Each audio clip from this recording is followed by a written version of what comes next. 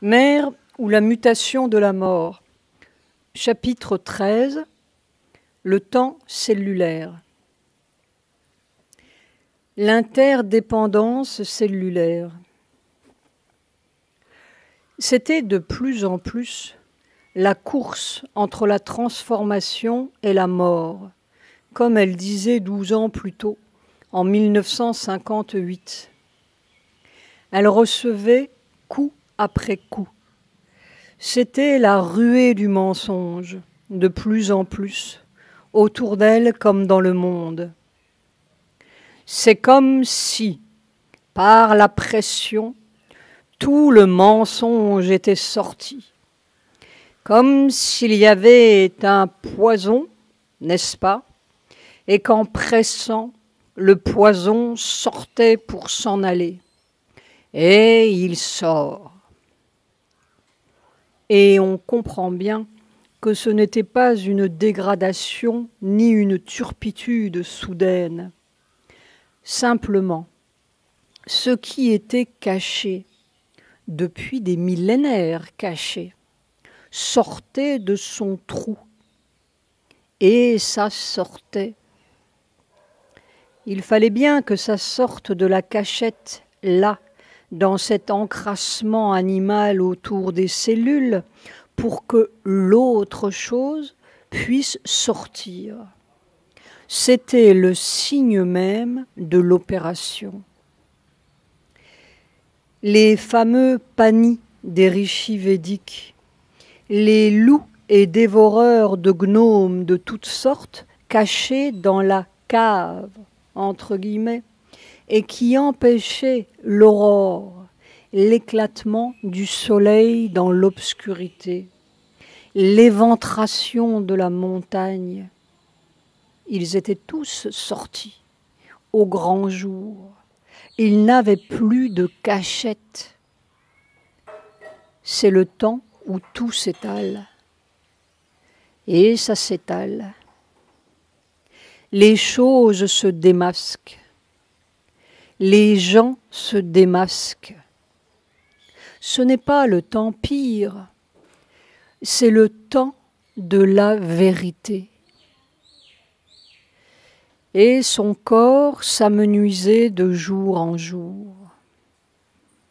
« Vous devez bien savoir, écrivait-elle à l'un des disciples, que chaque fois qu'un de mes enfants pense, parle ou agit sous l'impulsion du mensonge, ça agit sur mon corps comme un coup. »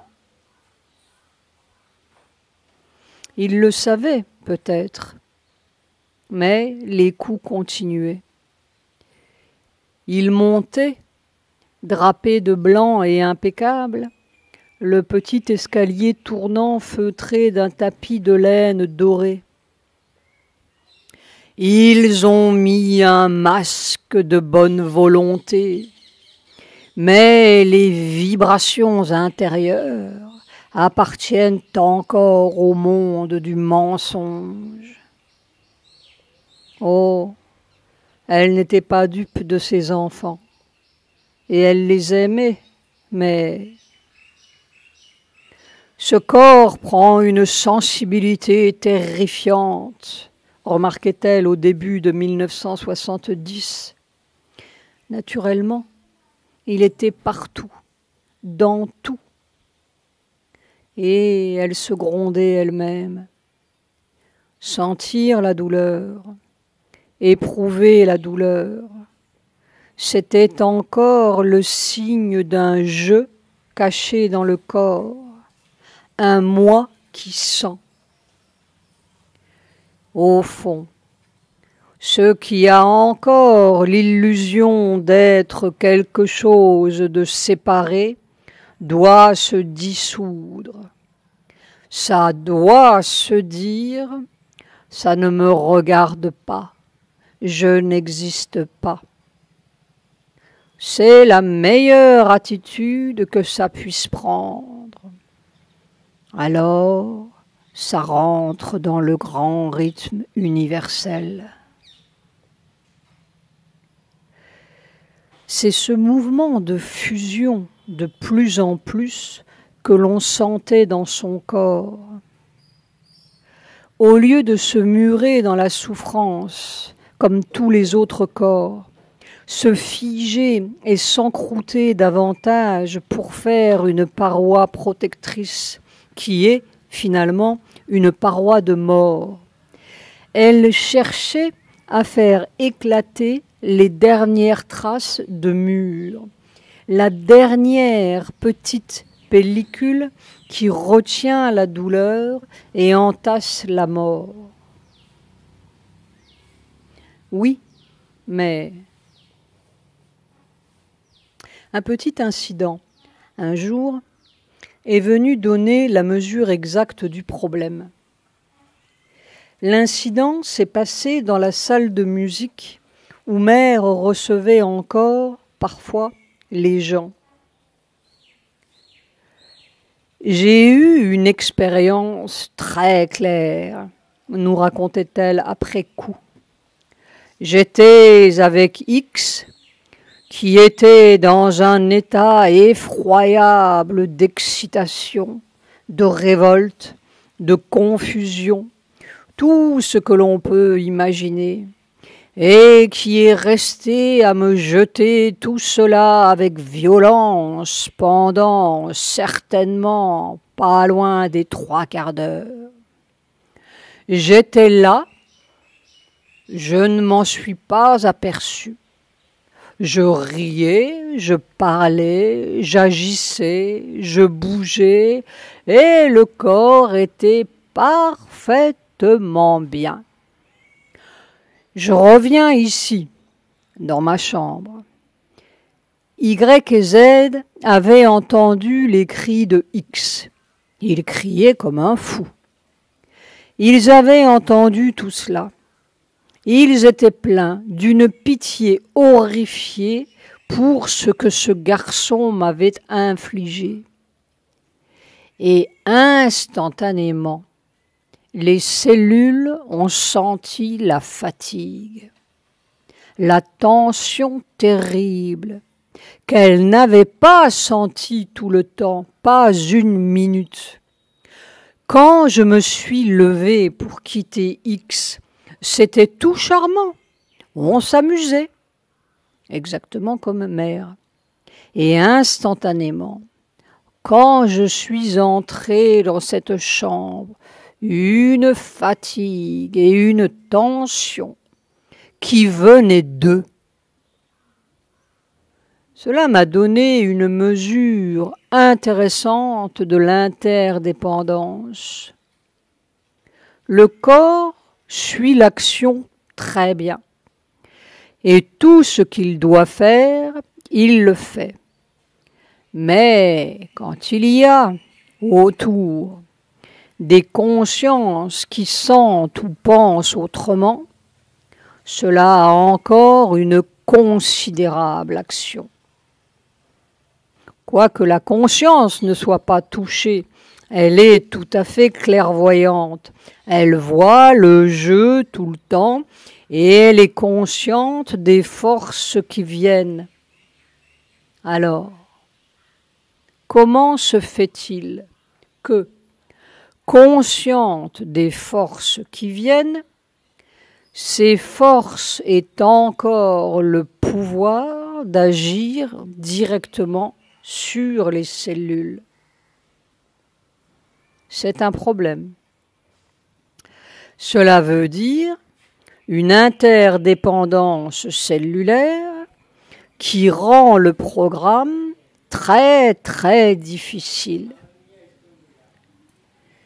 Et en effet, le programme allait devenir de plus en plus difficile. Puis Mère a ajouté ceci, qui donne une autre mesure du problème. Alors, il faut une vibration toute puissante pour aplatir tout cela. Vroom.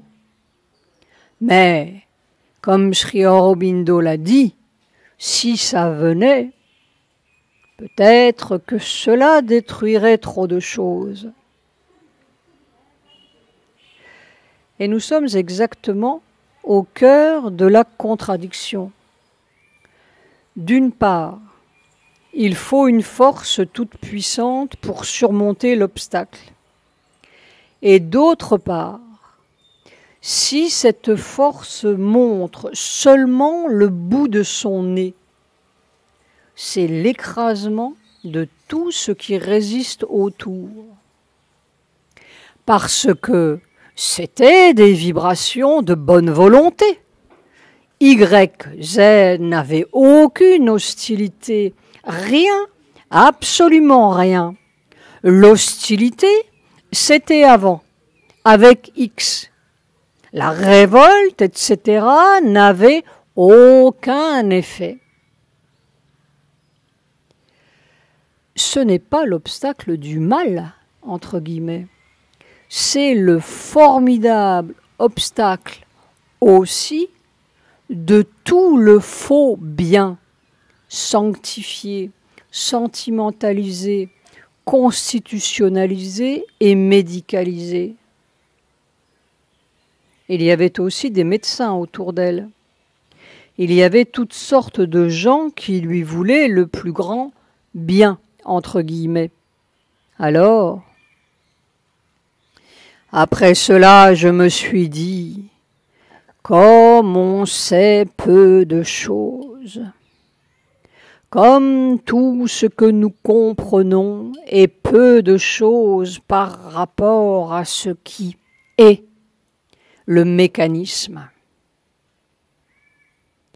Elle cherchait le mécanisme.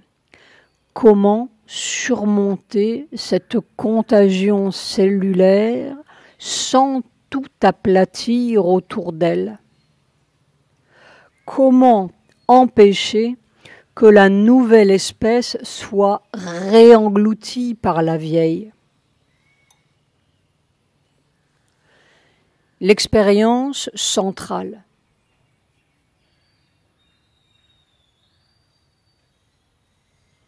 Or, il est une expérience des milliers et des milliers et des dizaines de milliers de fois répétée au cours de ces années, depuis la première sortie de la trame du mental physique en 1962, qui tendait à prendre une profondeur nouvelle.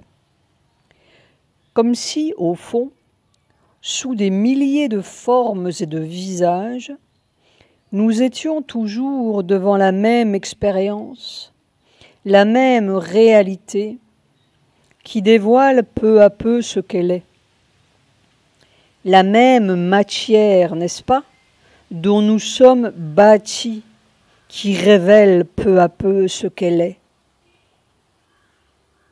Mais cette matière vraie, telle qu'elle est, évidemment, elle ne peut révéler ce qu'elle est qu'en cassant un peu les habitudes confortables dans lesquelles on l'avait enfermée. Alors nous crions, nous protestons, souffrons, parce que nous ne savons pas voir que chaque chose, chaque accident, chaque circonstance est en vérité une formidable et innombrable grâce qui nous est donnée d'arriver au secret ou à une couche plus proche du secret, et que tout est merveilleusement organisé. Mais nous voulons prendre la merveille à contre-pied. Nous passons à côté, où nous mettons une couche de pénicilline dessus, 10 couches, 20 couches, pour rectifier l'abominable désordre ou l'abominable mensonge.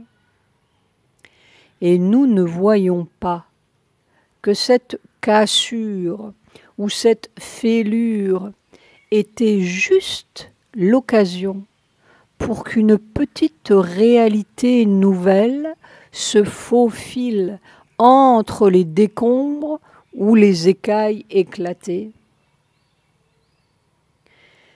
Si nous savions appliquer cela à la moindre chose, la vie commencerait à fourmiller de miracles. Parce que finalement, le miracle est constamment là. Il est seulement bouché par une certaine habitude de voir. La matière est un miracle. C'est le dernier miracle. Le rejet du mensonge par le mental en quête de la vérité absolue est l'une des causes principales de son incapacité à atteindre la vérité stable, ronde et parfaite, disait Sri Aurobindo. L'effort du mental divin n'est pas d'échapper au mensonge, mais de saisir la vérité qui s'est masquée derrière l'erreur, même la plus grotesque et la plus divagante. Emer faisait la même découverte dans son corps, avec les maladies et avec la mort. Au lieu de cette réponse égoïste qui consiste à dire « Oh non, je ne veux pas de ça, je n'en veux pas », laisser venir, accepter et voir quelle est la solution. C'est-à-dire, au lieu du vieux problème, le rejet de la vie, le rejet de la difficulté, le rejet du désordre et la fuite dans le nirvana, c'est l'acceptation de tout et la victoire. Cela, c'est vraiment, autant que je sache, la nouvelle chose que Sri Aurobindo a apportée. Non seulement l'idée que c'est possible, mais que c'est la vraie solution et l'idée que l'on peut commencer maintenant. Je ne dis pas que l'on arrivera au bout maintenant, je n'en sais rien. Mais l'idée que c'est maintenant que l'on peut commencer, que le moment est venu où l'on peut commencer, et que c'est la seule vraie solution, que l'autre solution n'est pas une solution. Enfin, c'était une expérience nécessaire dans la marche universelle, mais la fuite n'est pas une solution, c'est la victoire qui est la solution. Et le moment est venu où on peut essayer. La vérité derrière les maladies et la mort. Il ne faut pas avoir froid aux yeux, c'est tout. Et il faut avoir la foi dans le vrai miracle de la matière. L'expérience type, simple, qui allait bientôt prendre une autre profondeur, nous pouvons remonter plusieurs années en arrière pour la choisir. Tout d'un coup, il y a la perception d'une sorte de désorganisation, comme un courant de désorganisation. Alors, la substance qui constitue le corps commence d'abord par sentir, puis voir l'effet, puis tout commence à se désorganiser. C'est cette désorganisation qui empêche la cohésion nécessaire des cellules pour faire un corps individuel. Alors on sait, ça va être fini. Alors les cellules aspirent. Il y a une espèce de conscience centrale du corps qui aspire intensément, avec l'abandon aussi complet qu'il peut le faire, Ta volonté, Seigneur, ta volonté, ta volonté.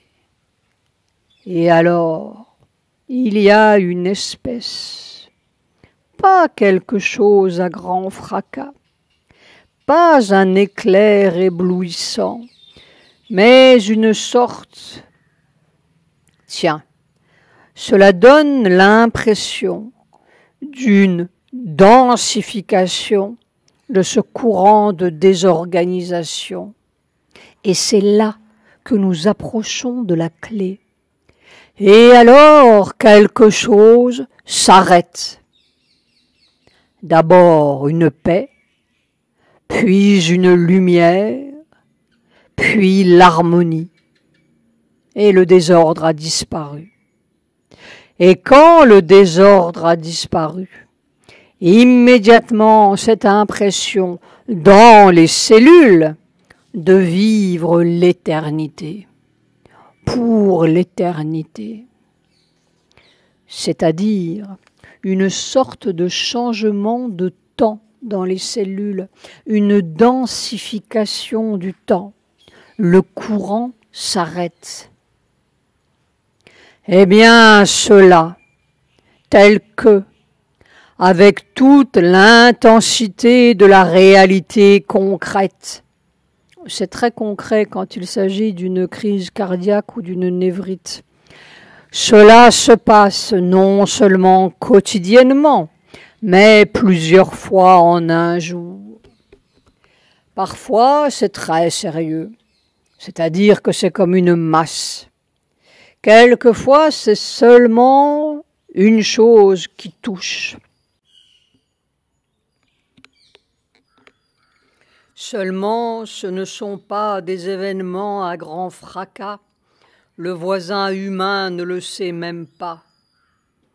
Il peut peut-être constater une sorte d'arrêt dans l'activité extérieure, de concentration. Elle mettait les paumes de ses mains sur ses yeux 1-2 minutes. Mais c'est tout. Alors cela, on n'en parle pas, n'est-ce pas? On ne peut pas écrire des livres là-dessus. C'est cela le travail. C'est du travail très obscur. Et elle ajoutait, comme si elle voyait le visage de Sri Aurobindo, toutes ces années de silence, ces dernières années immobiles dans le grand fauteuil vert à regarder le mur. Au fond, les proclamations, les révélations, les prophéties, c'est très confortable. Cela donne l'impression de quelque chose de concret. Maintenant, c'est très obscur. Le sentiment que c'est très obscur, invisible. Ce ne sera visible que dans les résultats, longtemps, longtemps en avant, pas compris. Et en fait, dans la mesure où c'est vraiment nouveau, c'est incompréhensible. Elle ne comprenait pas elle-même. Elle allait à tâtons dans la forêt. Elle avait bien observé une sorte de temps vertical qui semblait avoir d'étranges propriétés. Mais, n'est-ce pas, c'était un phénomène fugitif. Et au fond, comme disait Pavitra, c'est une éternité qui n'a jamais le temps. Mère n'avait jamais le temps. Il fallait qu'elle soit tout à fait au bord de la mort pour qu'on lui donne le temps de souffler 1, 2 jours, puis elle recommençait. Mais la courbe se développait, se précisait, devenait de plus en plus aigus. Les coups s'acharnaient sur elle pour lui apprendre le mécanisme. C'est comme si les deux extrêmes, un état merveilleux et une décomposition générale, étaient là, comme cela, l'un dans l'autre. Tout se désorganise. Les gens sur lesquels on compte lâchent pied. Il semble qu'il y ait une déshonnêteté générale qui se répand. Les gens tombent malades tout le temps, c'est-à-dire que leur maladie tombe sur mère. Au point de vue des difficultés, il n'y en a jamais eu autant, et combinées, les grosses difficultés avec des difficultés ruineuses. Et en même temps, pendant un éclair, ça vient quelques minutes et puis ça s'en va. Un état merveilleux, c'est le corps qui le sent. Inimaginable, n'est-ce pas? Comme l'extrême opposé. Comme si c'était ça qui voulait prendre la place. Mais le reste se défend d'une façon terrible. Et alors, toutes les circonstances sont comme cela. Tous les gens sont comme cela. Depuis le gouvernement jusqu'aux gens d'ici. Et puis cet état merveilleux, ça vient quelques minutes dans mon corps, et puis ça s'en va. Voilà. Alors, c'est cela que je vis depuis la nuit, le jour, sans arrêt. 3 minutes de splendeur pour 12 heures de misère. 2 états, l'un dans l'autre, comme la vie et la mort ensemble. Et là-dedans, le cri des cellules, constant, l'appel, l'aspiration, le mantra. Et parfois, la merveille vécue. Comme si l'air se changeait en présence divine. On aurait dit que tout était touché, pénétré, et mère faisait ce geste de pointillement partout, mais avec ce qu'il y avait surtout, c'était une lumière éblouissante, une paix massive, un pouvoir, et alors une douceur, quelque chose. On avait l'impression que cela suffirait à fondre un rocher. Et c'est l'expérience du corps, tu comprends. Physique, matérielle, l'expérience du corps. Tout est plein. Et il n'y a que ça. Et nous sommes comme... Tout est comme quelque chose qui est desséché. On a l'impression que les choses, et pas totalement, superficiellement, sont racornies, desséchées, et que c'est pour cela que ça ne sent pas. C'est pour cela que ça ne le sent pas. Autrement, c'est tout. Il n'y a que ça, n'est-ce pas? On ne peut pas respirer sans le respirer. On bouge, c'est au-dedans de lui qu'on bouge. On est tout. L'univers tout entier est au-dedans de lui. Mais matériellement, physiquement, C'est la guérison du dessèchement que je suis en train de chercher. Je sens que c'est fantastique. Tu comprends? De l'autre côté de la trame, sous l'enveloppement desséché des cellules, une massivité de pouvoir, un autre air miraculeux. Le miracle de la matière est là, à chaque instant, là. Qu'est-ce qui empêche de vivre ça? Ou bien cette croûte de vieille matière est-elle décidément incapable de laisser filtrer ça? Et alors, quand j'écoute, ça dit des choses aussi. Je lui ai dit, mais alors pourquoi toujours on va là-haut? Et avec l'humour le plus extraordinaire, fantastique, parce qu'ils veulent que je sois très loin de leur conscience.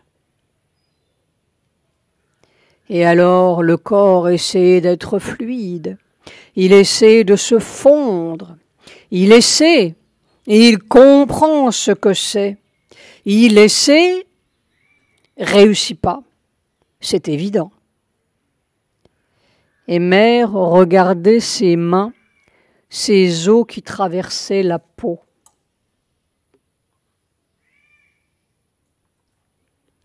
Mais l'expérience se faisait chaque fois plus évidente, impérieuse, jusqu'au jour où elle a touché la clé, après avoir encore eu du mauvais temps avec le plus vulgaire des désordres, un abcès dentaire qui lui tuméfiait le visage.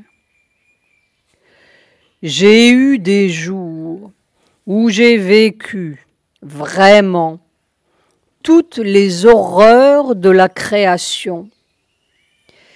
Et ce n'était pas du tout des choses morales, c'était surtout des souffrances physiques. C'était surtout la souffrance physique. Je l'ai vue, une souffrance qui dure, qui ne s'arrête pas, qui dure jour et nuit. Et puis tout d'un coup, au lieu d'être dans cet état de conscience, on est dans l'état de conscience de cette présence divine exclusive, douleur partie. Et c'était physique, c'était tout à fait physique, avec une raison physique. N'est-ce pas? Les docteurs diraient c'est pour ceci, cela, une chose tout à fait matérielle, tout à fait physique, parti.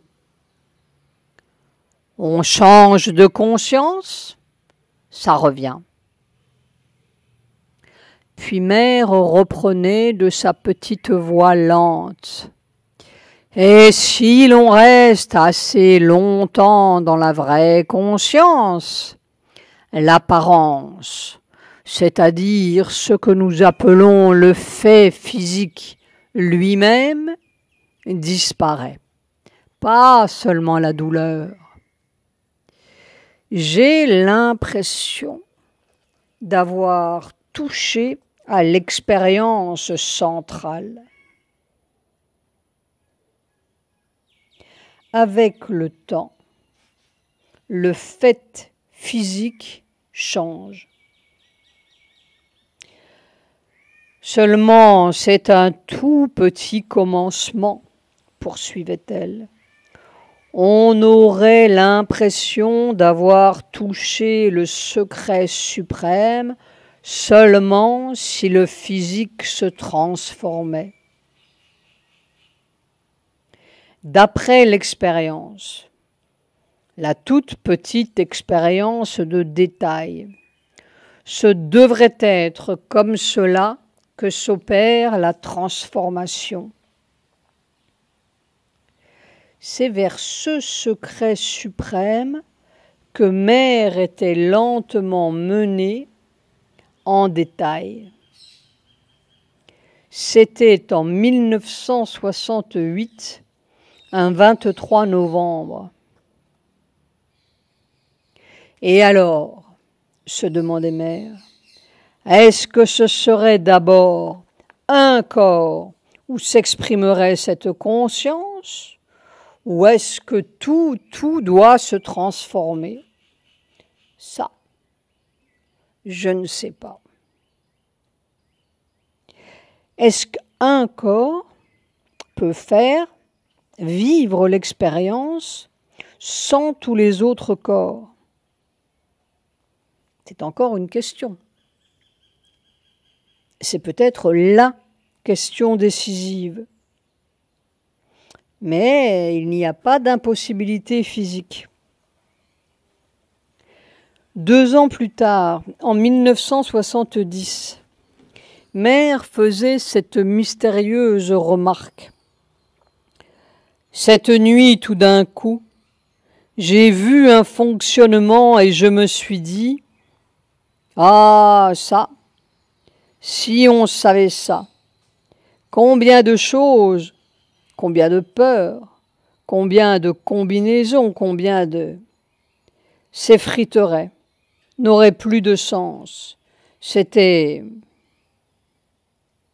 ce qui nous paraît les lois de la nature, les choses inéluctables, c'était absurde, une absurdité. Avec la vraie conscience, ça s'effrite. Et Mère concluait, plusieurs fois comme cela, quand les gens me disent qu'ils sentent comme s'ils étaient devant une loi inéluctable, il y a ça plus ça, par conséquent, ça est inévitable. La réponse est toujours la même.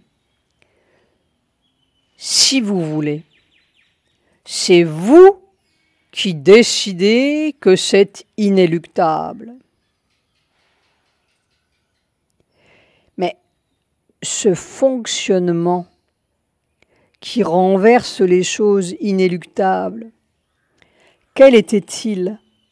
Ce quelque chose qui contraint le fait physique à changer. Et on aurait dit que Mère avait entendu notre question silencieuse. C'est probablement il y a une position à changer, une position de la conscience qui est à changer.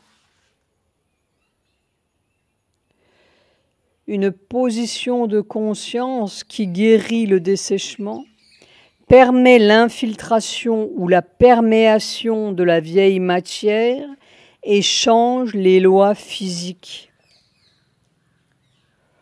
Je sens que c'est fantastique. Tu comprends? Peut-être une autre position dans le temps. Une densification. Un autre temps dans le temps. Pas un temps là-bas éternel, pas un temps qui prend du temps. Un temps ici, dans la matière. Un nouveau temps de la matière. Ou son temps vrai.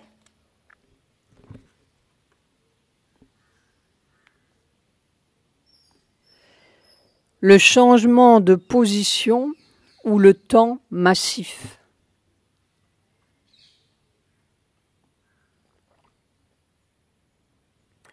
Et l'on comprend bien que si le rythme de la matière change, toute sa structure doit changer.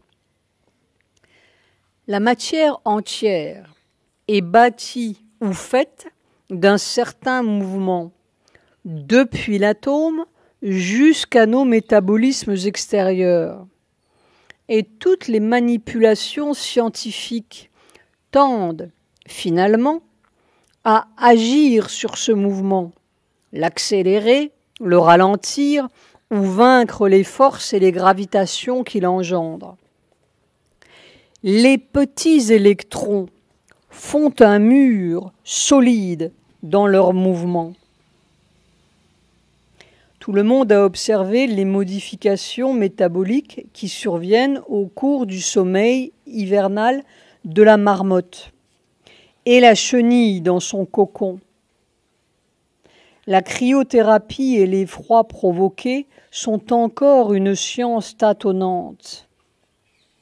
Des recherches récentes sur les drosophiles, les travaux du professeur Atlan de la faculté de médecine de Paris, note de bas de page, les mouches du vinaigre, ont semblé montrer que les cellules qui n'appartiennent pas à la lignée germinale, celles qui ne se reproduisent pas et ne se régénèrent pas et donc vieillissent, comme les cellules du cerveau par exemple, ne vieilliraient qu'à cause du bruit, entre guillemets, accumulé par tous les stimuli extérieurs et que ce bruit pourrait être théoriquement effacé comme on efface une bande magnétique par un refroidissement des dites cellules. Refroidissement, cela veut dire changement de rythme. Mais nous ne sommes pas savants. Nous ne connaissons rien vraiment à leurs histoires et manipulations. Mais le fait est là que toutes les modifications du mouvement ou du temps engendrent des modifications de structure. Et cela rejoint l'expérience centrale de Mayr. Si l'on reste assez longtemps dans la vraie conscience, le fait physique change. Mais les savants ne connaissent qu'un temps extérieur, si l'on peut dire, superficiel, qu'ils doivent manipuler brutalement et assez barbarement, comme des apprentis sorciers qu'ils sont, sans vraiment modifier la structure de la matière, sauf d'une façon assez catastrophique. Ils n'ont pas le levier central. Ils n'ont pas le levier de la conscience qui produit le mouvement et toutes les formes de matière résultant du mouvement. Ils n'ont pas le secret matière égale conscience.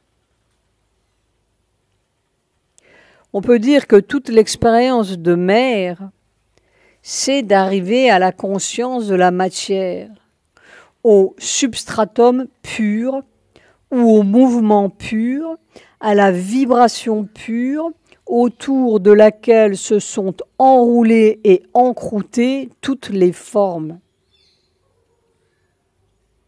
C'étaient ces lointains nuages dorés qu'elle voyait dès 1906, ce poudroiement d'or de 1958. Puis lentement, ce pointillement qui semblait se colorer, s'iriser en traversant les couches de la vieille matière, les vieux encroûtements évolutifs, c'est comme coaguler à nouveau, densifier, unifier, lorsqu'il a eu terminé son voyage d'infiltration et touché la substance corporelle pure, directe, sans voile. Lorsque Mayr a été en état de supporter cette bouillie bouillante. C'était comme de l'or qui avait fondu, disait-elle la première fois. C'est très, très épais, d'un poids, n'est-ce pas, étonnant. C'est-à-dire que le fond de la matière a traversé la trame et rejoint la surface de la matière. Et en 1969, lorsqu'elle parlait de cette éternelle même chose qui affleurait, elle disait la conscience nouvelle. Ce n'était rien de nouveau, mais c'était pour la première fois peut-être sur la Terre que la vraie matière, le vrai mouvement, la conscience pure au fond de la matière émergeait dans le champ terrestre. Et elle disait ceci, qui rejoint le schéma des milliers de petites expériences éparses venues à travers le monde comme des annonciatrices. Il y a une puissance formidable, formidable, comme si c'était gonflé de puissance.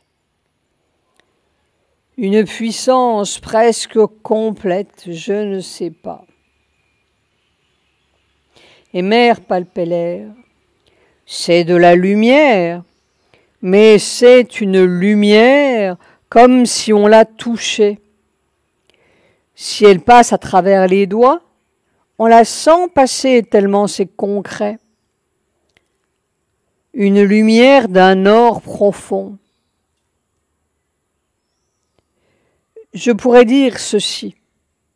Si on compare la conscience, non pas de l'humanité ordinaire, mais la conscience supérieure de l'humanité, et puis cette conscience-là, alors l'impression est que, dès que la conscience humaine voulait être en rapport avec les choses nécessaires, se purifier des mouvements inférieurs, s'élargir, ça devenait souple, fluide, transparent.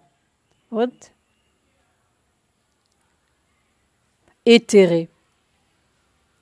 Celle-ci, avec une vision et une perception infiniment supérieures à l'autre, est solide et concrète.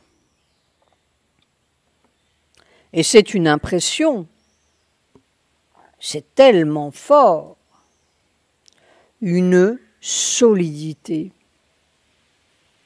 Cela a été le plus grand changement de toute mon existence au point de vue conscience. Et j'en ai eu beaucoup, et j'ai beaucoup travaillé, et rien en comparaison avec ce qui s'est passé depuis le 1er janvier 1969. Au point que le corps a l'impression d'être une nouvelle personne, une autre personne. Mais ça ne suffit pas. Solidité, massiveté, densité, toujours le même schéma. Quelque chose qui se densifie. Elle arrivait donc au cœur de l'histoire. Les nuages dorés étaient ici. Mais c'est un enfer à petit feu ou à grand feu qui commençait dans sa matière soumise à ce formidable agent qui semble être l'agent même de la transformation puisque c'est l'agent premier de toutes les formations matérielles. Mais ça ne suffit pas. Une nouvelle adaptation ou quelque chose d'autre semblait nécessaire pour que l'agent puisse œuvrer sans tout démolir et sans prendre des siècles que Mère n'avait plus dans ce vieux corps amenuisé. Et c'est là où nous commençons à aborder la partie la plus énigmatique de la forêt de mer.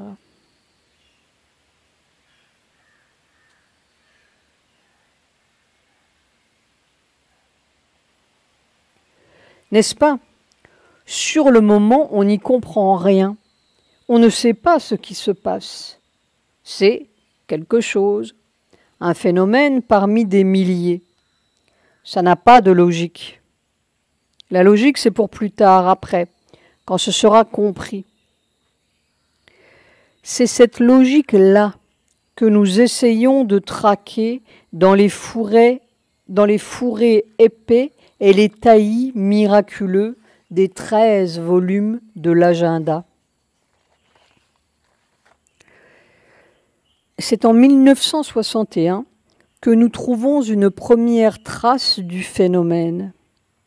Et vraiment, ce sont des milliers de minuscules phénomènes qui n'ont l'air de rien, montrent le nez, disparaissent, pour ressurgir 5 ou 10 ans plus tard avec tout leur sens, comme s'ils avaient souterrainement cheminé. Si bien que l'on ne sait pas où commencent les choses et que, à vrai dire, la transformation, ce sont des milliers de phénomènes ensemble, sans date et sans aucun moment spécial. Il n'y a rien de ces choses sensationnelles qui sont intéressantes à raconter, nous disait-elle ce jour de 1961. C'est un tout petit travail de chaque minute. Alors chaque jour est tout le temps, et la nuit et le jour à n'importe quel moment. Il y a de toutes petites choses, toutes petites. Ce n'est pas intéressant. Ce sont des courbes, n'est-ce pas, qui se suivent. Et il faudrait noter à chaque seconde, et au cours d'une de ces courbes, tout d'un coup, on découvre quelque chose. Par exemple, il y a cette espèce, on peut à peine parler de mental, cette espèce d'activité de type mental dans la matière, le mental physique, qui intervient. C'est sordide. Je n'ai pas encore pu l'éliminer tout à fait. Mais il y a des moments où c'est tout à fait arrêté. Oh, pendant que je marche quelquefois. En répétant le mantra, tout est tenu comme cela, raide. Et Mère faisait un geste comme si elle était soudain immobilisée. Le mental physique s'arrête et c'est l'ouverture instantanée de la trame, une invasion de pouvoir massif. La difficulté, c'est que pour la conscience ordinaire, et malheureusement je suis entouré d'un tas de gens qui ont une conscience très ordinaire. Ça a l'air d'être un état d'abrutissement, d'imbécilité, de coma ou de torpeur.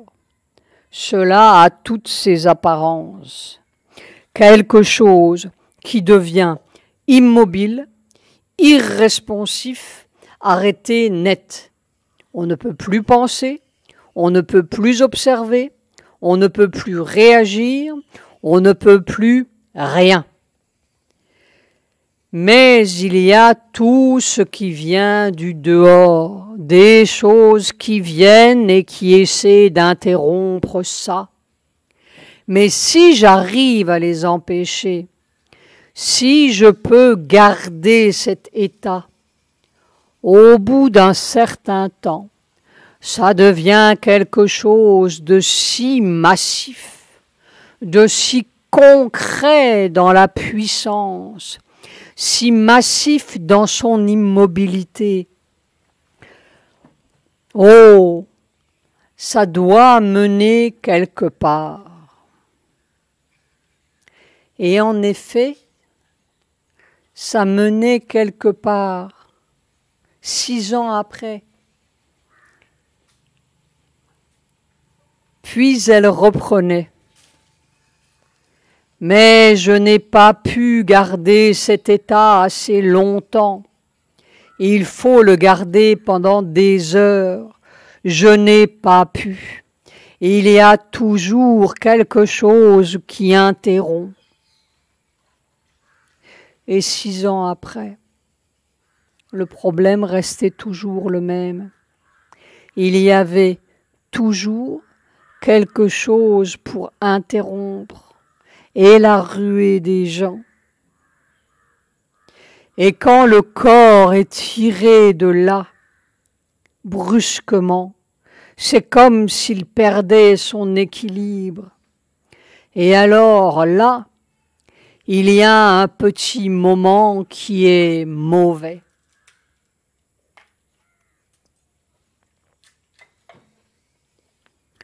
Et en effet,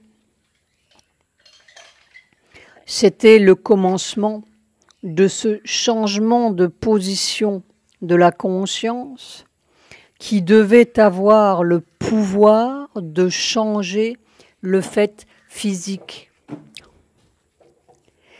Et une fois de plus, il est remarquable de noter que ce premier changement de position de la conscience coïncidait avec la première tentative de traversée du mental physique. De l'autre côté de la cage, un autre temps commence, un autre temps matériel, pas un temps spirituel, à moins que l'esprit ne rejoigne la matière. Un temps massif.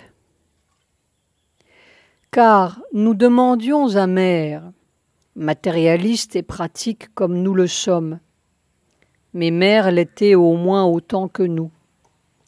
Mais qu'est-ce qui se passe quand tout est comme cela, immobile?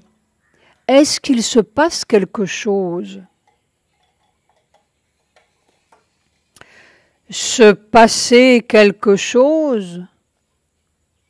Je ne sais pas. Mais cela, en soi, c'est quelque chose. Quand le corps est conscient de cela, c'est justement qu'il est sorti de son étroitesse. C'est le même infini que quand on sort du corps. C'est très difficile pour le corps d'avoir cela, très difficile. Toujours il y a quelque chose qui vibre, qui bouge. Et ce n'est pas seulement le silence, c'est l'immobilité. Et Mère faisait un geste massif, compact, comme si ça pouvait se couper au couteau.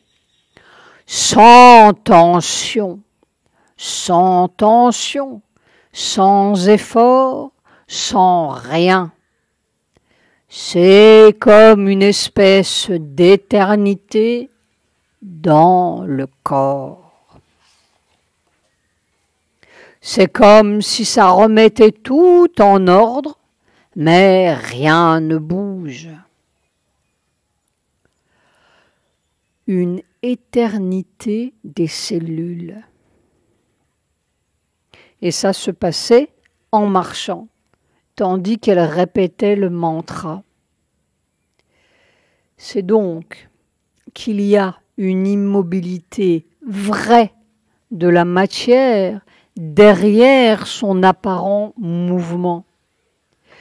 Et ceux qui voudraient pratiquer quelque cryothérapie de la transformation, manipuler les apparences sans manipuler le fait réel, se tromperaient lourdement.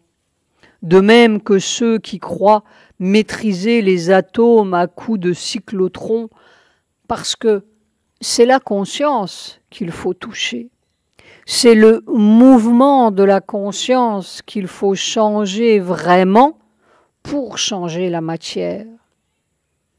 Sinon, on touche seulement à la grimace des choses et on arrive seulement à des monstres ou à des caricatures de pouvoir. On peut cryogéner Monsieur Dupont. Il fera seulement un Monsieur Dupont cryogénique et parfaitement fossilisé dans sa crasse. Quand les savants deviendront des yogis, ils comprendront la matière et maîtriseront la matière. C'est peut-être le prochain temps, le temps des physiciens de la conscience, le changement de position à l'échelle terrestre.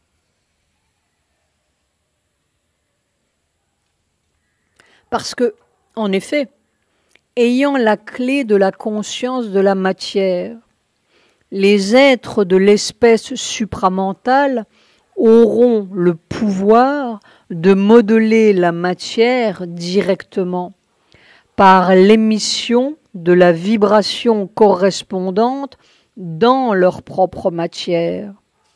Ils agiront de matière à matière, de même qu'aujourd'hui, nous communiquons et agissons de conscience mentale à conscience mentale. C'est pourquoi Mère disait « Pour l'homme, la réalisation suprême, c'est la compréhension.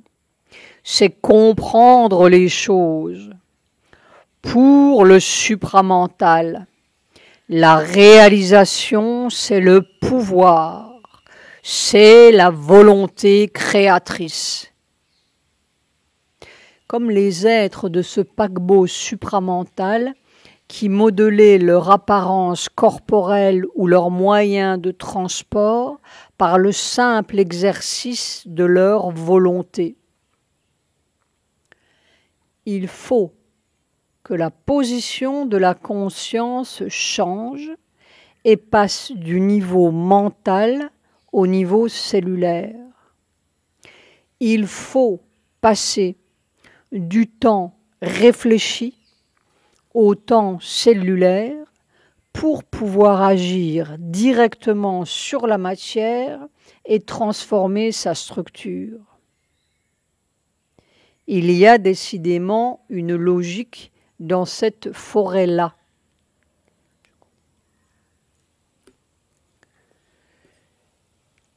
La contradiction. Et Mère cheminait. Le problème se resserrait de plus en plus, ou plutôt se définissait. Nos problèmes sont insolubles parce que nous ne savons pas quel est le problème. Ce n'était plus du tout le problème de la mort tel que nous le concevons ou le voyons. Un corps qui vieillit, des maladies qui s'entassent, la détérioration, l'usure. Toutes ces lois naturelles, entre guillemets, elle en avait vu, vécu l'absurdité irréelle dès qu'elle avait passé la trame du mental physique. Ça n'existe pas. La mort, c'est autre chose. J'ai vu de plus en plus,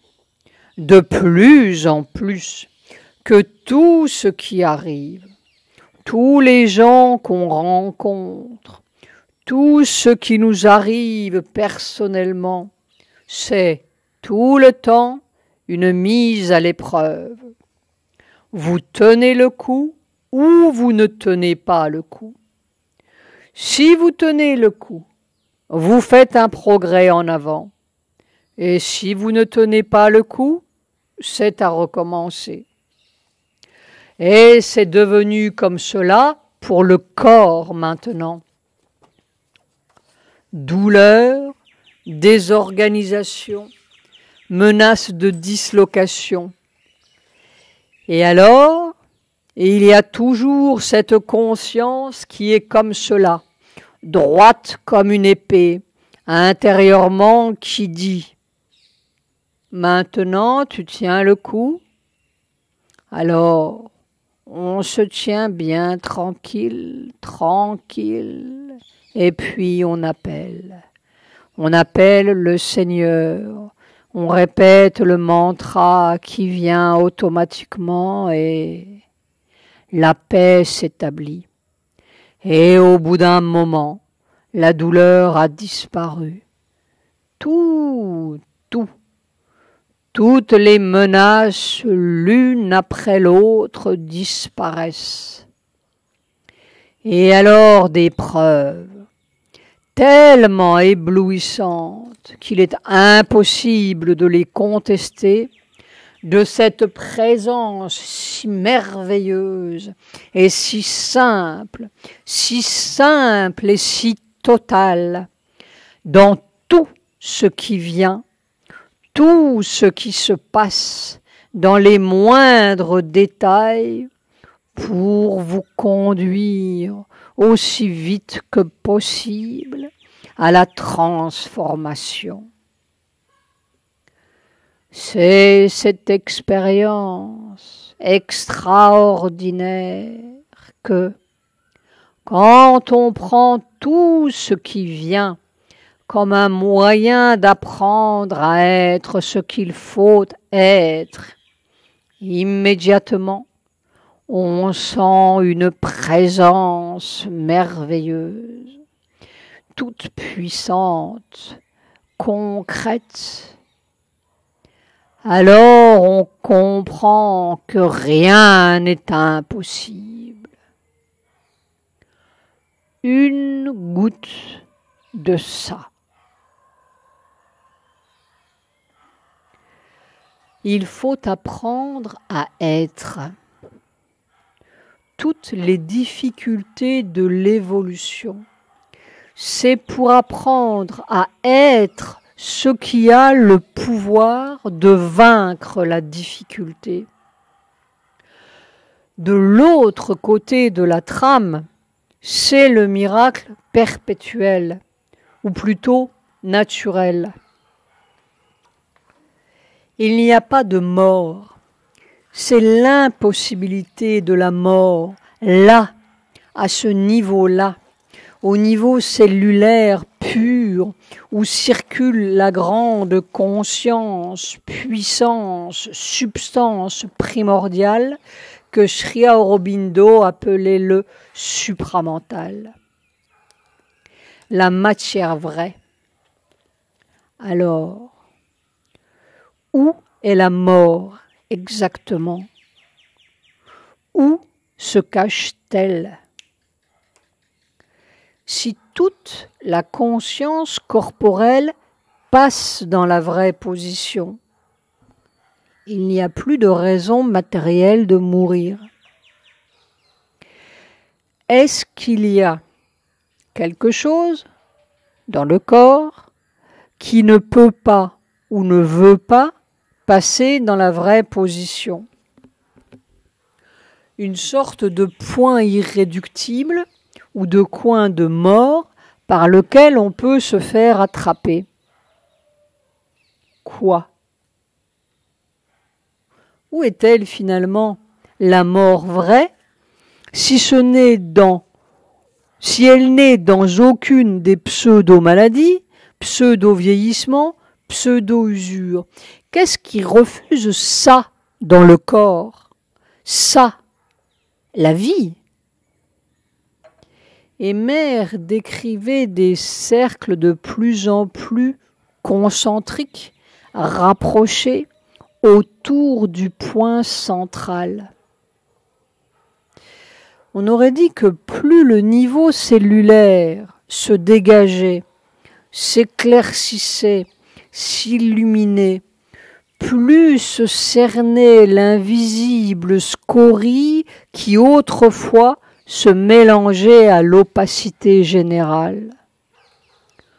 Jusqu'au jour où Mère a mis le doigt dessus.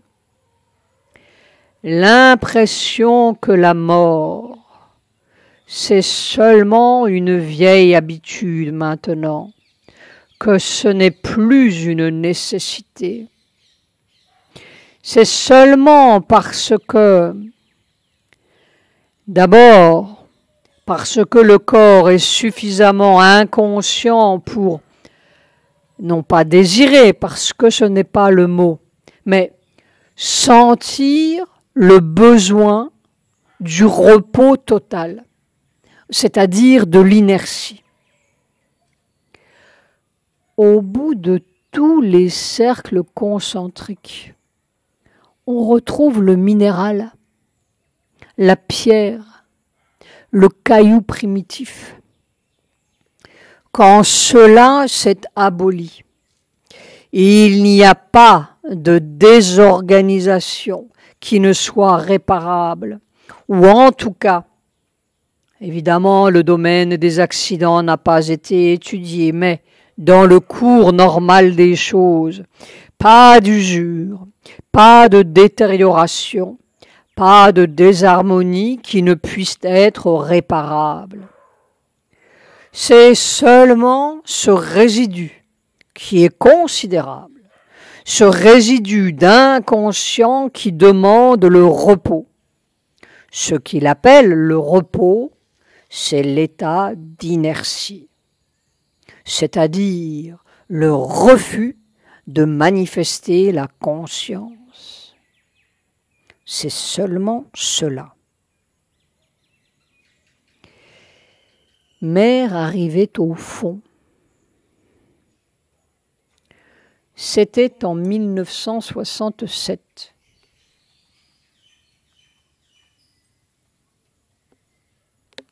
Et puis, cette formidable suggestion collective qui pèse, la forme qui accepte de se détériorer de plus en plus à cause du poids formidable de la suggestion collective, l'habitude de millénaires, ça a toujours été comme cela. Voilà. Le grand argument. Ce n'est pas vrai d'ailleurs. C'était l'autre visage du problème, l'inertie et le désir de repos dans le corps, la mauvaise volonté et les suggestions mortelles autour. Et des deux, c'était le problème collectif qui allait devenir de plus en plus douloureux, presque insurmontable. Il y a des minutes où le corps a l'impression d'avoir échappé à cette loi de la mort, mais ça ne dure pas. C'est une minute. Ça passe comme cela et puis ça recommence comme c'était. Mais la conscience du corps commence à demander pourquoi c'est comme cela. Pourquoi? Et alors, les gens viennent avec toutes leurs pensées. Il y en a qui viennent et qui s'assoient en face de moi et qui se mettent à penser. C'est peut-être la dernière fois que je la vois. Des histoires comme cela, tu comprends. Des inquiétudes autour de toutes sortes. Depuis une angoisse à l'idée que c'est possible jusqu'à... Les mères riaient. Une hâte que la fin arrive. Enfin libre de faire toutes les bêtises que je veux. Et puis un nombre considérable de désirs qu'il meurt partout. Il y en a partout. Et le corps est devenu très conscient. Il est très, très sensible à ce qui vient des gens. Alors, tout cela en tombereau, et à cause de cela, c'est un peu difficile. Il y a les autres choses qui viennent aussi, les bonnes, mais les autres choses, il y en a pour ainsi dire Oh, ça arrive peut-être une fois, 2 fois dans 24 heures. Tout d'un coup, une lumière qui est pure. Comme cela, quelque chose qui fait que l'on pourrait appeler une minute d'éternité. C'est bien, mais c'est rare. Une petite flamme. Et puis cette présence.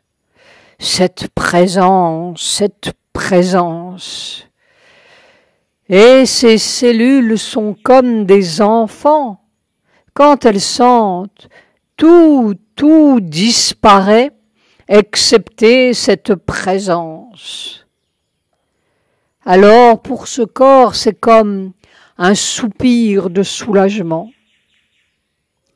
Généralement, il ne se plaint pas quand il souffre. Il appelle. Il appelle. Et il sait très bien que c'est tout à fait inutile, que si seulement il savait rentrer dans l'immobilité, rentrer dans le silence, ça suffirait. Dès qu'il le fait, mais je ne suis pas tout à fait sûr que toutes ces douleurs qu'il sent partout, tout le temps, ça ne soit pas l'effet de toutes les mauvaises volontés, n'est-ce pas? C'est partout sur la terre. La difficulté du monde était là. Inévitablement, devant cette contradiction, quelque chose devait se produire, ou la mort, ou autre chose. Et en fait, à travers les contradictions, ou à cause même des contradictions, Mère était conduite à la solution. Les contradictions, c'est seulement la clé de l'autre porte. La transe cataleptique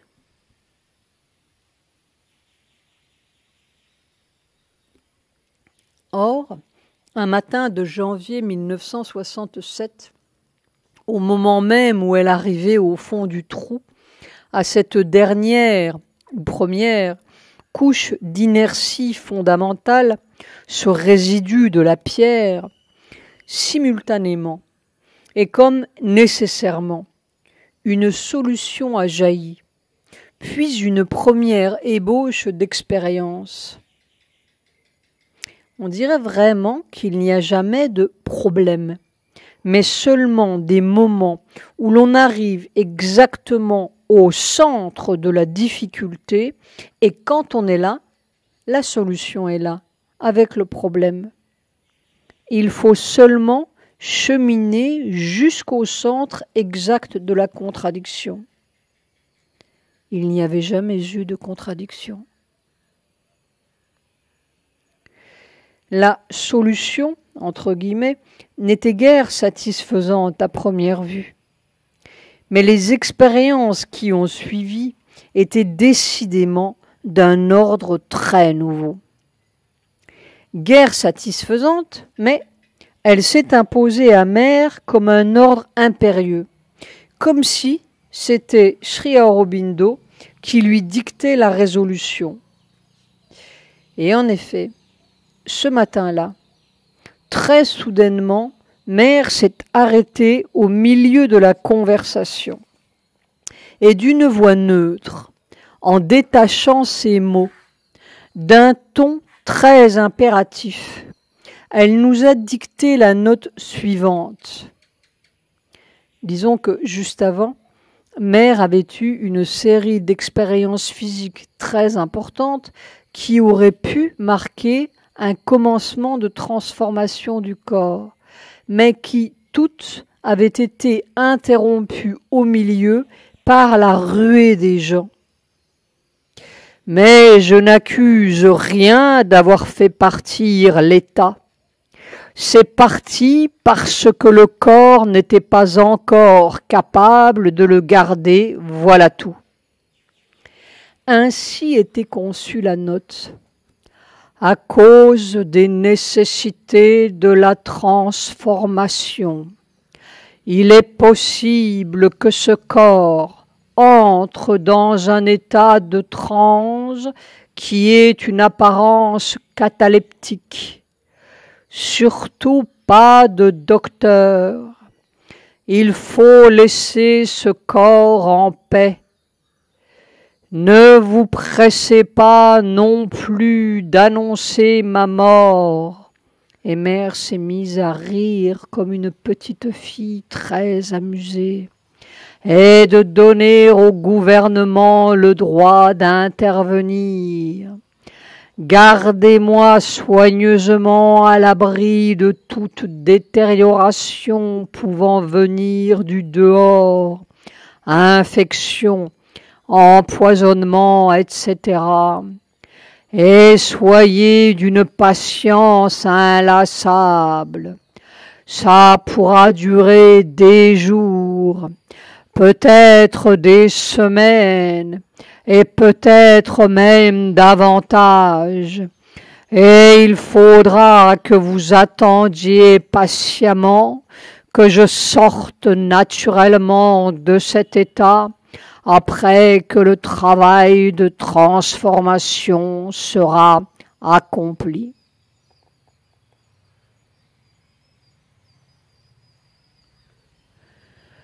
Nous étions un peu sidérés. Et nous avons demandé à Mère, c'est donc quelque chose qui va se produire?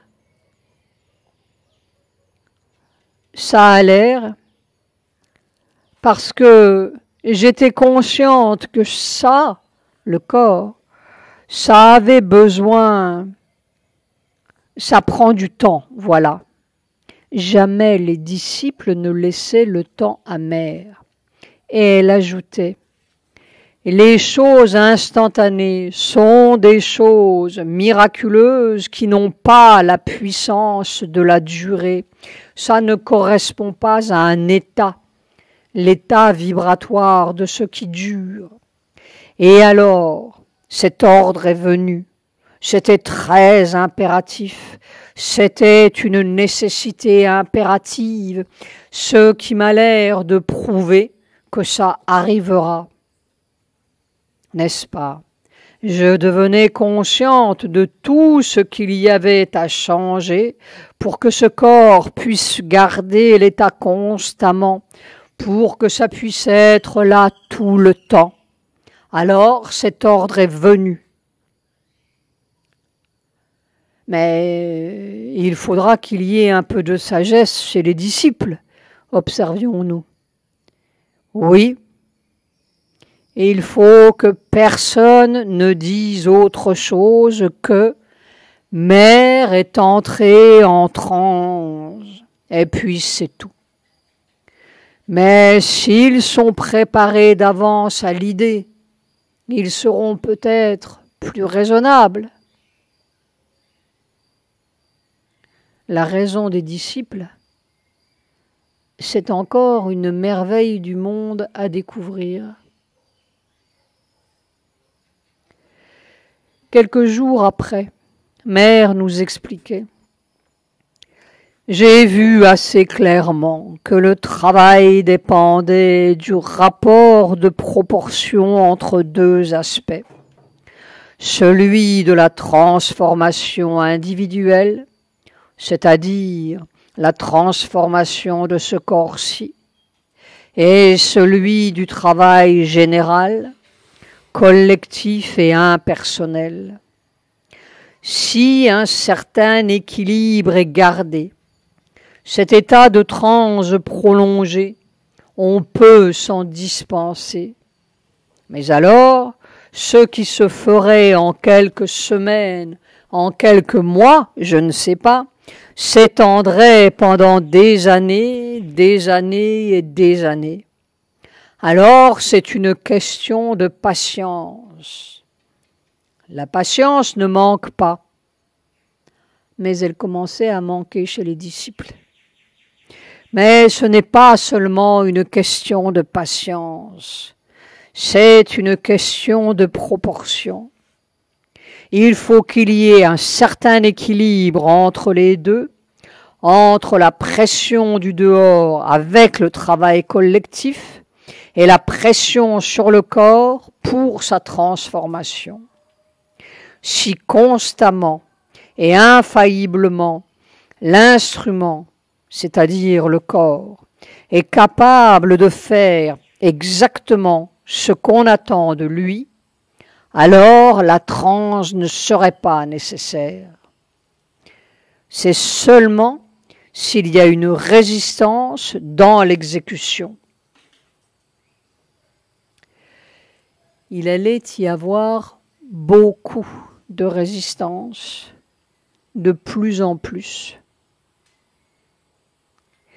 Mais pas plus que nous, disons-le, Mère n'était satisfaite de la solution. On aurait dit que c'était seulement la prévoyance d'une conscience qui envisage tous les accidents. Cette possibilité de transformation en transe a été annoncée au corps il y a de cela à peu près, 60 ans. Et périodiquement, et toujours, il y a eu une prière. Non, que ce ne soit pas nécessaire. C'est un moyen de paresse. Mère, c'est quelqu'un qui était toujours debout. C'est étrange. Nous la rencontrions généralement assise dans son fauteuil, mais elle nous semblait toujours debout et en marche. C'est le moyen de l'inertie, concluait-elle. La conscience est de plus en plus éveillée, mais éveillée au point d'être alertée de la possibilité des résistances inconscientes. Tout dépend de la plasticité, de la réceptivité. Mais à quoi exactement servirait cette transe, insistions-nous? À transformer ce qui n'est pas réceptif. C'est par milliards d'éléments dans le corps. Alors, c'est un mélange de réceptivité et de non-réceptivité. C'est encore mélangé. Et c'est ce mélange qui fait que l'apparence reste ce qu'elle est. Eh bien, c'est un travail formidable, tu comprends. Si ça devait se faire en détail, ce serait impossible. Mais par la pression de la force, ça peut se faire. À condition que la pression ne fasse pas tout bouillonner et éclater. Et alors, la transe serait rendue nécessaire justement pour que ça se fasse vite, relativement vite. Mais ce travail est en train de se faire, tu comprends. Seulement, ça peut s'étendre sur des centaines d'années. C'était ce que Sri Aurobindo disait. Il faut établir un état de conscience où on peut préserver la vie collective des cellules aussi longtemps que l'on veut. Et de fait, c'était ce qui était en train de se produire avec le développement du mental des cellules. Cette petite vibration dorée qui se répète et se répète. Mais des centaines d'années, ça veut dire un entourage qui suit et qui consent. Et tous ces siècles nous font froid dans le dos quand déjà l'heure est suffocante. Et toujours il a été dit, poursuivait-elle, que la forme extérieure serait la dernière à changer, que tout le fonctionnement intérieur, organique, serait changée avant que la forme extérieure, l'apparence, c'est seulement une apparence, n'est-ce pas, soit changée, que l'apparence serait la dernière à changer. Et vraiment, tout le problème se ramenait là, à cette croûte extérieure, cette écorce, comme elle disait, parce que dedans, il y avait bien, parfaitement, un corps cellulaire, physique, indépendant, qui pouvait voyager partout à travers le monde et se mouvoir sans encombrement de l'autre côté du voile. Cette écorce, c'était le test, le pont entre les deux côtés, le mystère, apparemment insoluble, sauf à coup de siècles interminables. Cette apparence, c'est, il me semble, l'héritage des habitudes primordiales, des habitudes de la matière. Cette matière, n'est-ce pas, elle vient de l'inconscience totale. Et à travers les âges et toutes les manières d'être, elle s'en retourne vers la conscience totale.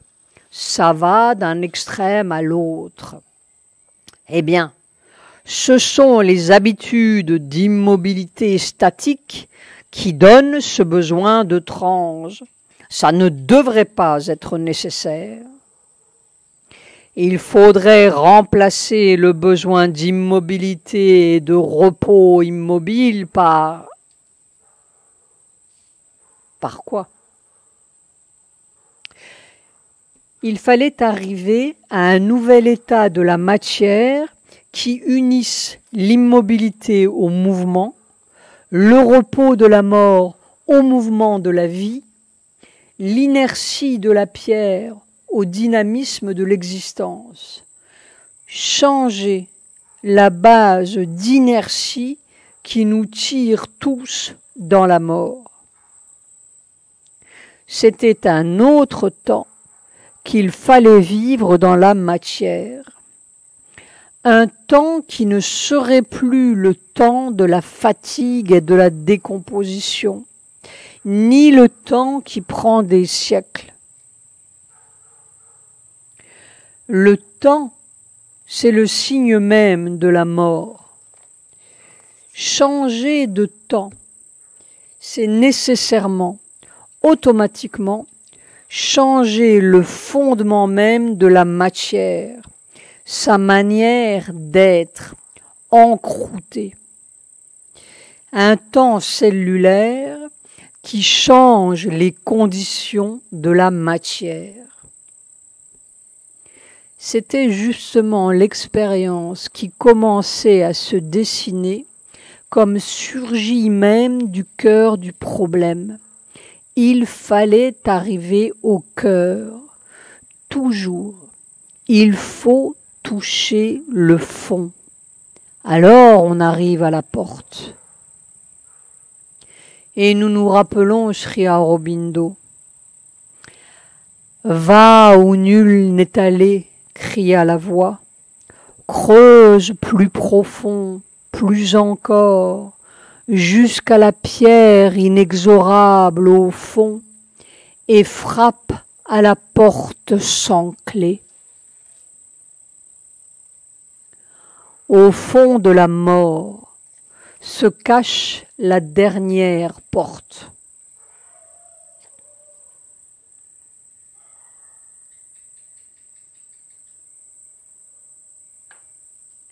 L'innombrable présent.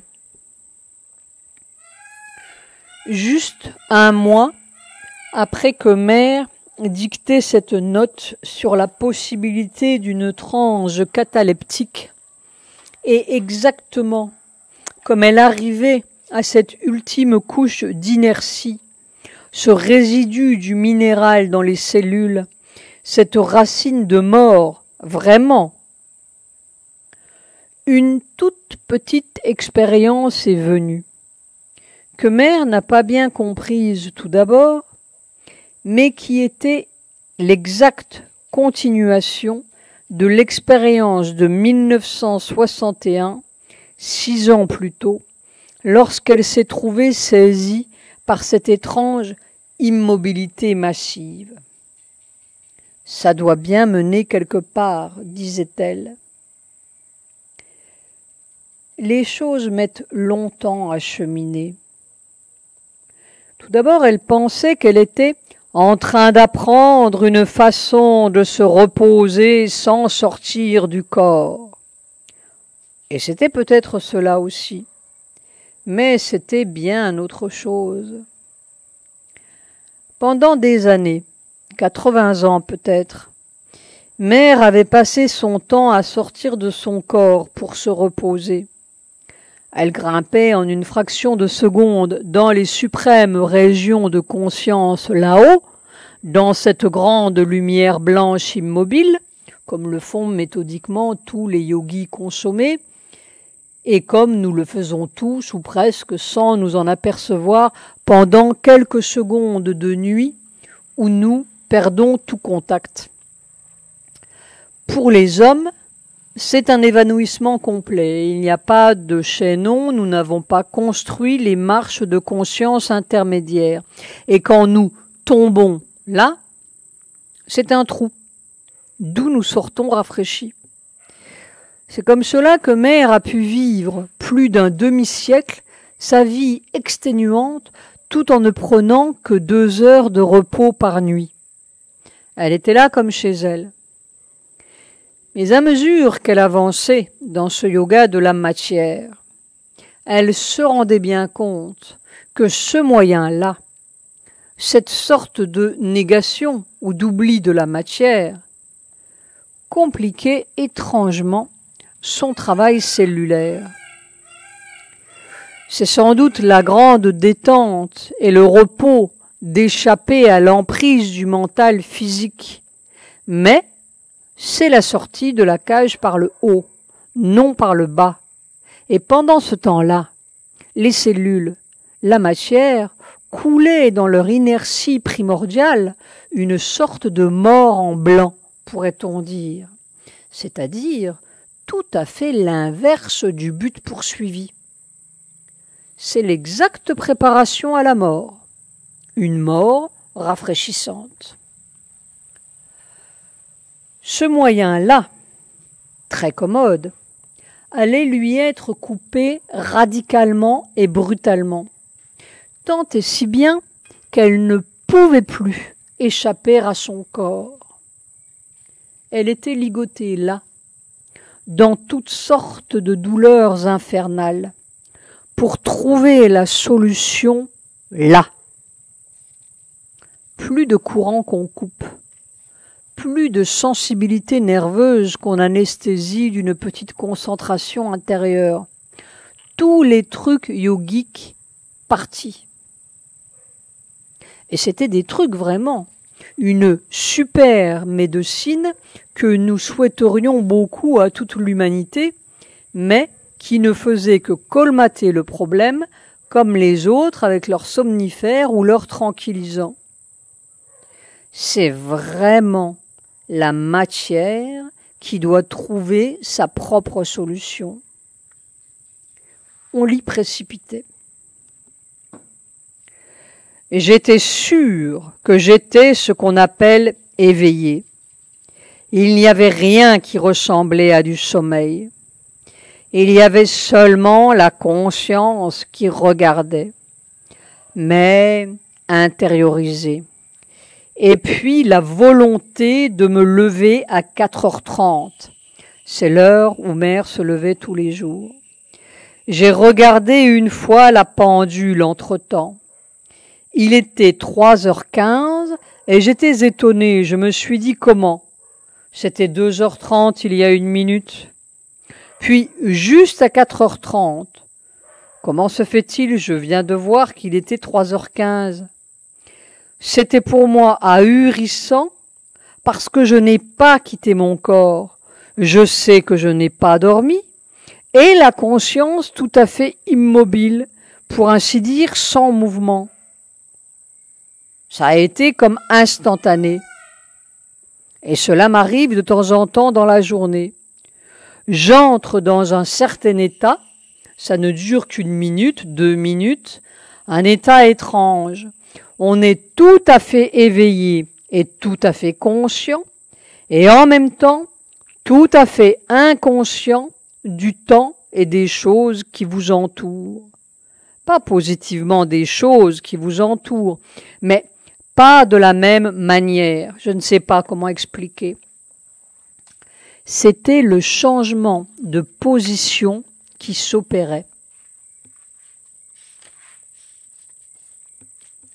C'était le commencement du temps cellulaire. En fait, le commencement d'un état tout à fait nouveau, qui pourrait bien marquer une nouvelle ère de la matière. Mais n'est-ce pas, les mots sont grands, et quand ça arrive, on ne sait pas que c'est une nouvelle ère. C'est 10 heures du matin, et puis ça a l'air si simple, presque ordinaire. Et nous ferions tout à fait erreur si nous croyions que c'était une sorte d'état définitif, comme l'état de poisson ou de singe ou l'état mental. C'est le début de quelque chose. Ça doit bien mener quelque part, comme disait Mère. Nous ne savons pas pour quand et ce quelque part, ni s'il ne changera pas de forme en route. C'est quelque chose qui naît, un nouvel état qui naît dans la matière.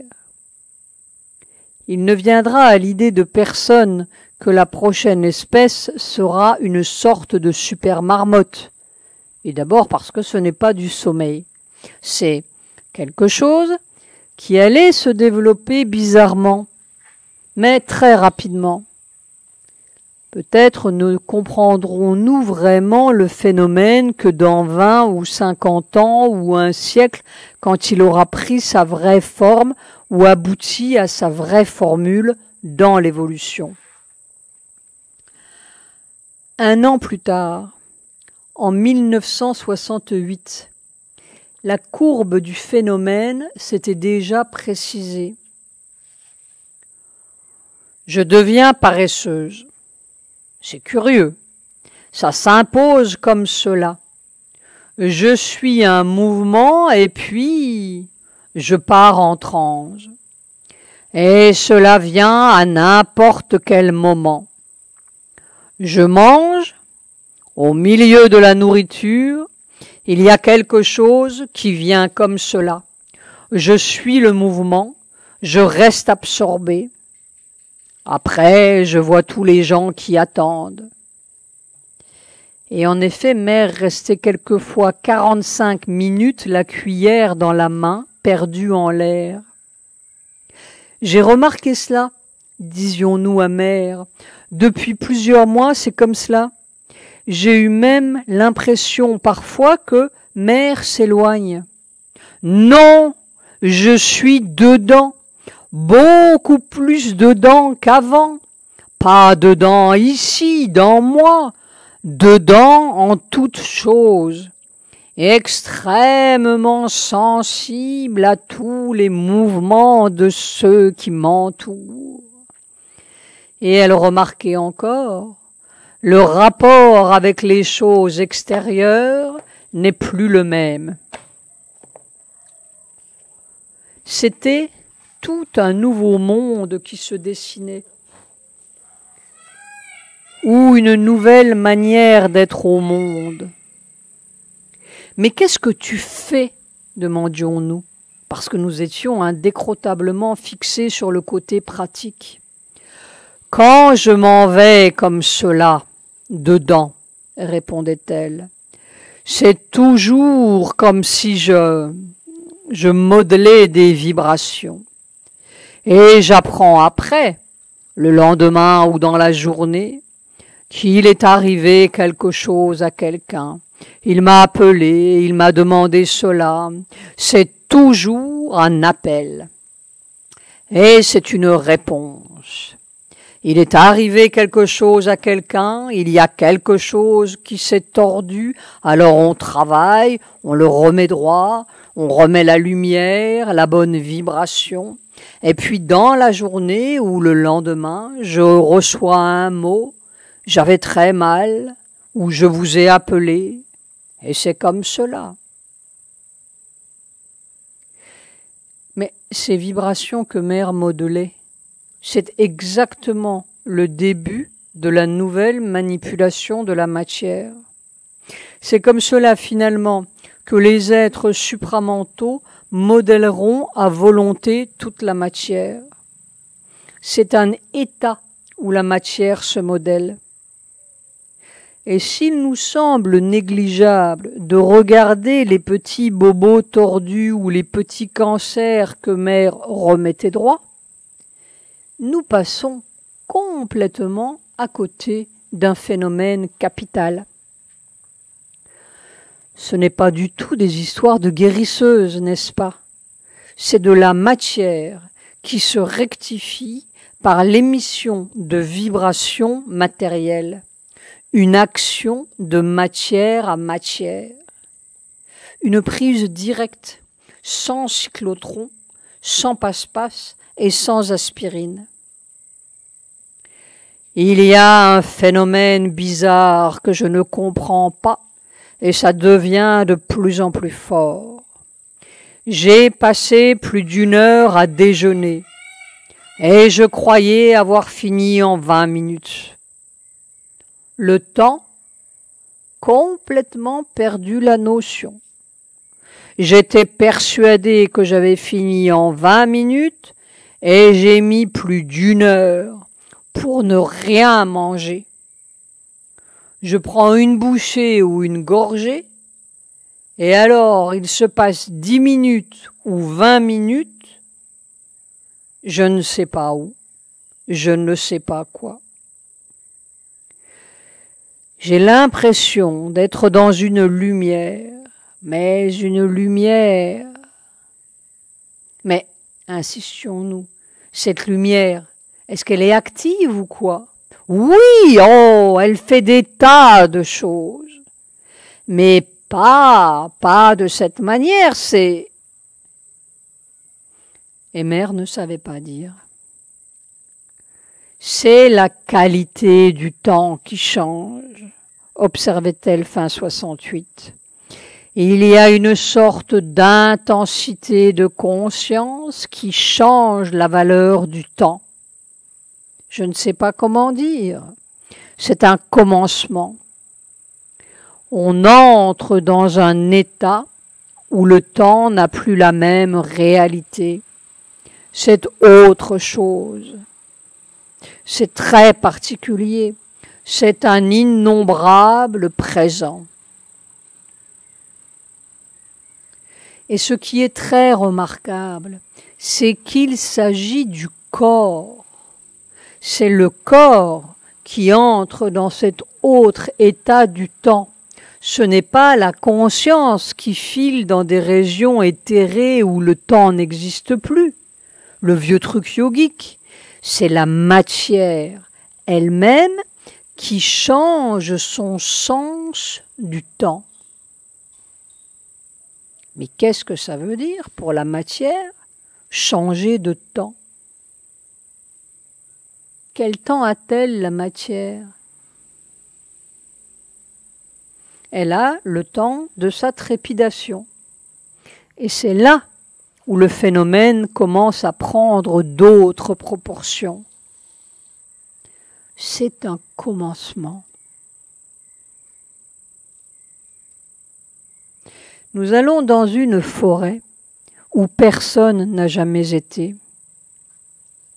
En fait, nous quittons maintenant les chemins de l'évolution universelle qui semblent suffisamment tracés avec la découverte, la mise en œuvre et le fonctionnement du mental des cellules. Celui-ci élaborera automatiquement ses propres résultats et arrivera à sa propre formule évolutive inéluctable dans une espèce nouvelle. Il trouvera sa propre manipulation de la matière, comme l'a trouvé l'homme mental du néolithique. Notre livre pourrait s'arrêter ici, même en point de suspension, parce que l'évolution est toujours en point de suspension. C'est une question de temps et peut-être de collaboration humaine. Mais le temps, l'avons-nous? C'est cela. Nous entrons désormais dans le dernier mystère de mer, qui semble tourner autour de cette question de temps. Et la seule façon de l'aborder, c'est de suivre l'ordre chronologique des expériences sans tenter de les réunir par groupe de même nature. Groupe de quoi? Nature de quoi? De quelle façon ce dernier mystère se raccorde-t-il à notre évolution? Si nous le savions exactement, une grande déchirure se ferait dans le voile, un mystère qui déjoue peut-être tous les autres mystères et dénouerait toutes nos impossibilités immédiates. Constamment, nous sommes à côté d'un petit quelque chose qui change toutes les données. Ce petit quelque chose, c'est peut-être la grâce ou le sourire radieux du prochain monde, comme s'il n'était pas là déjà, à nous guetter et à préparer silencieusement ses coups d'État souriants, ou peut-être son coup d'État mondial.